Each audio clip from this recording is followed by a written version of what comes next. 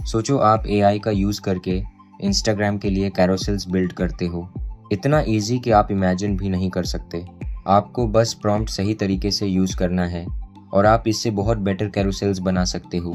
और आज हम यही करने वाले हैं क्लॉड के फ्री वर्जन के साथ। So this video is going to be a good master class for carousels.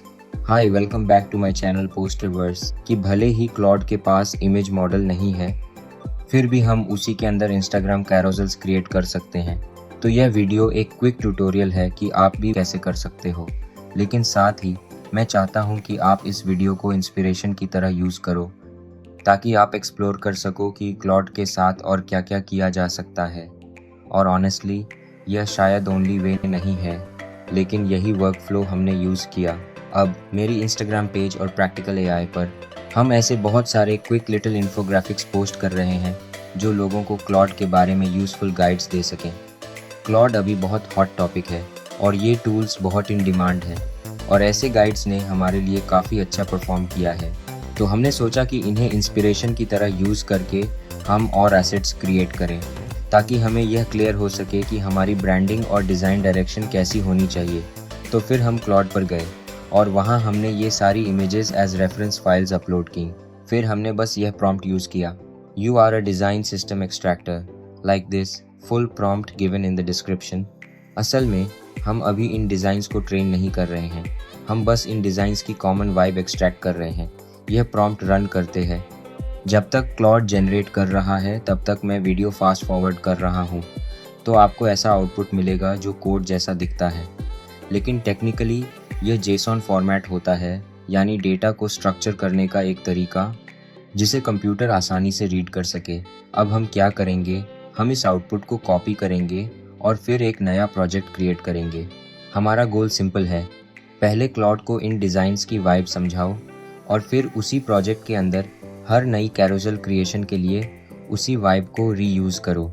इसका फ़ायदा यह है कि जब भी हम इंस्टाग्राम के लिए नया कैरोसेल बनाना चाहेंगे, क्लॉड को पहले से पता होगा कि हमें कैसी डिज़ाइन लैंग्वेज चाहिए।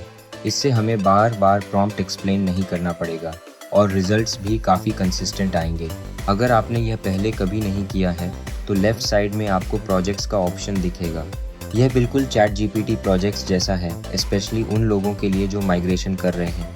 यहाँ बस इतना बताना है कि आप किस चीज़ पर काम कर रहे हो और आपका गोल क्या है। यह ऑप्शनल है, तो डिटेल्स में जाना ज़रूरी नहीं है। For example, you are an Instagram carousel design system. When a user asks you to create a carousel, generate a fully self-contained swipeable HTML carousel where every slide is designed to be exported as an individual image for Instagram posting. फिर और instructions add करो ताकि Claude वही design system follow करे जो हमने पहले step में डिफाइन किया था। अब इसके बाद स्टेप 1 ऐड करो। कैरोसेल जनरेट करने से पहले ब्रांड डिटेल्स कलेक्ट करो। अब प्रोजेक्ट के अंदर जाकर इंस्ट्रक्शंस पर क्लिक करो और यहाँ बस वही जेसन प्रॉम्प्ट पेस्ट कर दो जो हमने पहले जनरेट किया था। अब हम सिंपल इंस्ट्रक्शंस से स्टार्ट करते हैं और यहाँ हमने कुछ एक्स्ट्रा स्टेप्स भी ऐड किए हैं क्योंकि मेरे मल्टीपल अकाउंट्स हैं। मैं चाहता हूँ कि क्लॉड हमसे पूछे कि यह कैरोसेल किस अकाउंट के लिए बनाना है। इससे मल्टीपल अकाउंट्स के लिए सेम प्रोजेक्ट यूज़ करना बहुत आसान हो जाता है। तो बेसिकली ये हमारा मिनी क्लॉड प्रोजेक्ट है जो कैरोसेल्स बनाने के लिए ट्रेंड है। अब आपको लग रहा होगा कि क्लॉड इमेज जनरेटर के बिना कैरोसेल्स कैसे बना रहा है। असल में हम यहाँ इमेज क्रिएट नहीं कर रहे हैं, हम क्लॉड को, जो कोडिंग में बहुत अच्छा है, हर स्लाइड के लिए कोड जनरेट करने के लिए कह रहे हैं और फिर हम उस कोड को इंडिविजुअल इमेजेस की तरह एक्सपोर्ट कर सकते हैं। अब मैं अपने न्यूज़लेटर कंटेंट को ले सकता हूँ और क्लॉड से कह सकता हूँ, इस आर्टिकल को एक इंस्टाग्राम कैरोसेल में ट्रांसफॉर्म करो, और based on our instructions Claude हमसे पूछेगा कि हम यह किस ब्रांड के लिए बना रहे हैं।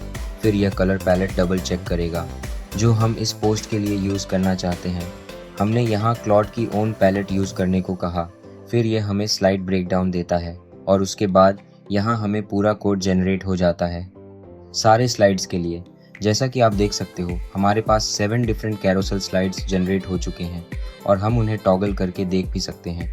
और ऑनेस्टली ये बहुत क्लीन लग रहा है, सारा टेक्स्ट भी प्रॉपरली फिट हो रहा है, मुझे कोई एरर नज़र नहीं आ रहा।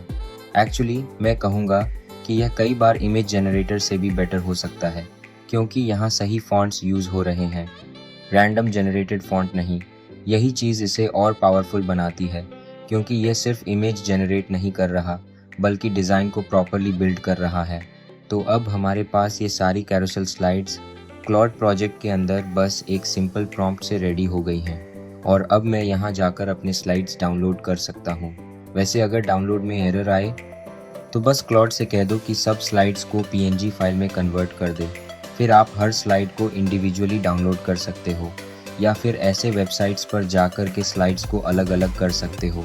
यह सच में बहुत कूल है कि आप कैरोसेल्स सीधे क्लॉड के अंदर जनरेट कर सकते हो। लेकिन मैं यहाँ एक इम्पॉर्टेंट बात भी कहना चाहता हूँ। अगर आपके पास कैनवा में ऑलरेडी कोई टेम्पलेट है जिसे आप हर कैरोसेल पोस्ट के लिए यूज़ करते हो, तो बेटर स्ट्रैटेजी यह होगी कि क्लॉड के अंदर कैनवा कनेक्टर यूज़ करो और वहीं से काम करो। हर बार सब कुछ स्क्रैच से बनाने की ज़रूरत नहीं है। फिर भी इस वीडियो का मेन पर्पस यही था कि जिन लोगों के पास अभी टेम्पलेट या डिज़ाइन सिस्टम रेडी नहीं है, वे तुरंत शुरुआत कर सकें। जैसा कि मैंने कहा, आजकल AI के साथ बहुत कुछ हो रहा है और लोग हर चीज़ को ओवर इंजीनियर करना पसंद करते हैं। लेकिन मेरी एक सिंपल एडवाइस है, AI करने से पहले थोड़ा स्टेप बैक लो और खुद से पूछो, क्या यह चीज़ AI से हो सकती है? और अगर हो सकती है तो क्या इसका मतलब यह है कि हमें इसे करना भी चाहिए? क्योंकि आजकल AI हाइप की वजह से हम कई बार सिर्फ इसलिए चीज़ें ओवर इंजीनियर कर देते हैं क्योंकि वो कूल लगती हैं, जबकि असल में उनकी ज़रूरत नहीं होती। और इसी नोट पर, अगर आपको यह वीडियो यूज़फुल लगी हो, अगर आपने कुछ नया सीखा हो और अगर आपको इंस्पिरेशन मिली हो कि क्लॉड के साथ क्या क्या किया जा सकता है, तो थम्स अप ज़रूर देना और कमेंट में बताना कि अगला वीडियो टॉपिक क्या होना चाहिए।